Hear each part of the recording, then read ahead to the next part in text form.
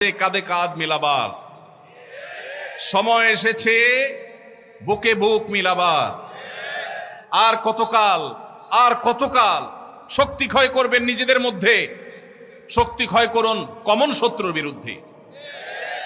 এই দেশ, এই মাটি মুসলমানদের।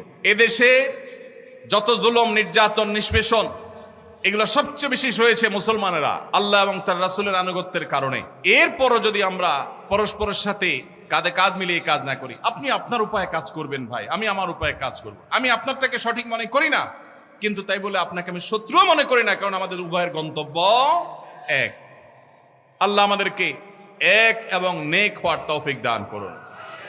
উর্দুতে একটা কথা আছে, তুম এক नहीं होगे जब तक तुम नेक नहीं होगे। ততক্ষণ পর্যন্ত আমরা ঐক্যবদ্ধ হতে পারবো না যতক্ষণ পর্যন্ত আমরা ভালো মানুষ না হব। ভাইরা আমার, কোরআন এবং